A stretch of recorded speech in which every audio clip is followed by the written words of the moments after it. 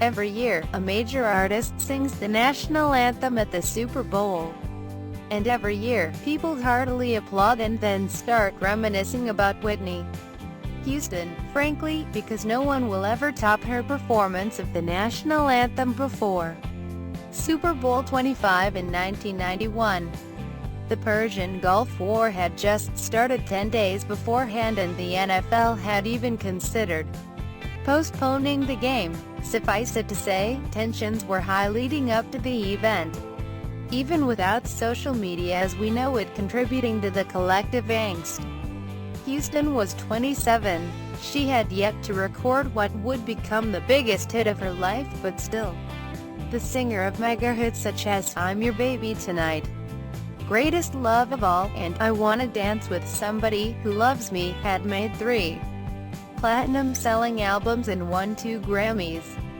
She and the orchestra had pre-recorded the track.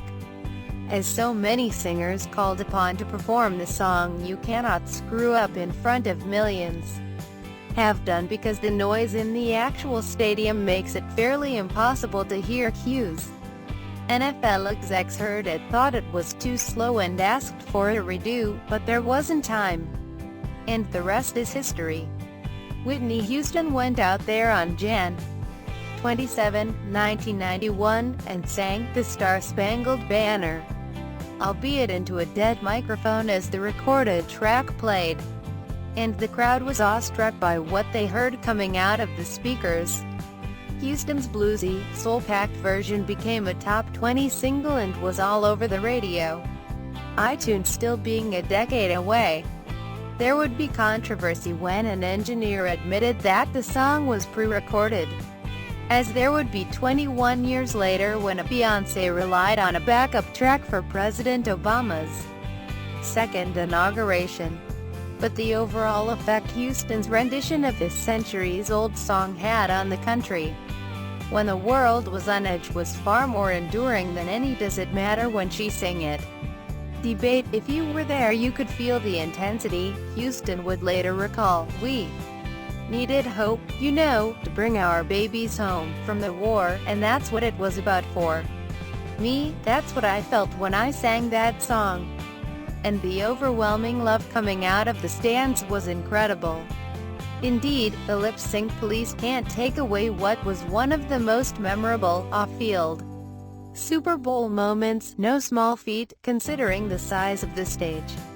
And the pressure on those who've performed in her wake has only grown since that momentous year.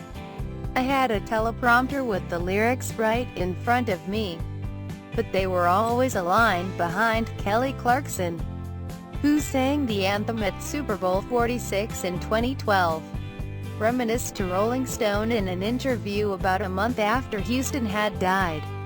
"It was not fun. That's what I got for trying to cheat."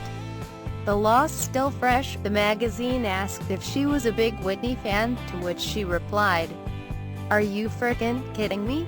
I know every Whitney Houston song. I wanted to cover one of her songs at our shows as a tribute, but it's hard to cover her." She would shake off her trepidation, eventually doing Queen of the Night in concert. Just a few months ago, Clarkson tweeted that her next album, due sometime this year, was Mariah meets Aretha meets Whitney meets Me from It Old Days meets 2017 meets Y'all and Dread. But true story, Houston's ballads may be some of the most endlessly covered songs, surely half the people who ever tried out for American Idol had a little Whitney in their repertoire, but not just any proficient singer can do them justice. Though Houston didn't write her own music, part of her magic touch during the best days of her career was that she sounded viscerally connected to every single song she sang, perhaps never so more than on I Will Always Love You, which spent 14 weeks at #1 on the U.S. singles chart and anchored the Bodyguard's smash hit soundtrack.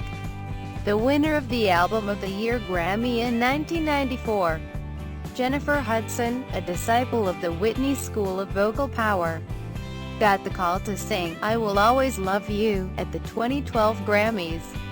The show took place the day after Houston drowned in the bathtub in her room at the Beverly Hilton, hours before she was supposed to attend Clive Davis's annual pre-Grammys party. Whitney Houston was probably the ultimate artist that influenced me the most. Hudson had said on Nightline in 2008, "I always loved everything she sang. But Whitney, that voice, you know. And that music, I always liked the music and the substance and something behind it, and her music was just like that." It was indeed more than her flawless voice that her fans and fellow singers worshipped, although hers remains one of the all-time great voices. As Hudson indicated, it was something about her very presence, the palpable strength she exhibited on stage, that also inspired countless artists. Houston had her contemporaries, such as Celine Dion with her powerhouse voice and Mariah Carey with her insane range, but even though their respective 1990 debut albums followed Houston's by only 5 years, Whitney's timeless quality made her seem like the forebear to one and all, aspiring and established. Carey, who recorded When You Believe from the Prince of Egypt with Houston and cancelled a Good Morning America appearance while still reeling from the singer's sudden death, tweeted at the time, "Heartbroken and in tears over the shocking death of my friend, the incomparable Miss Whitney Houston. My heartfelt condolences to Whitney's family and to all her millions of fans throughout the world. She will never be forgotten as one of the greatest voices to ever grace the earth." And while Houston's influence on the power balladeers who followed in her wake was inescapable, there are certain artists in particular who have openly credited Whitney with inspiring their own journeys, and they're all over the pop spectrum.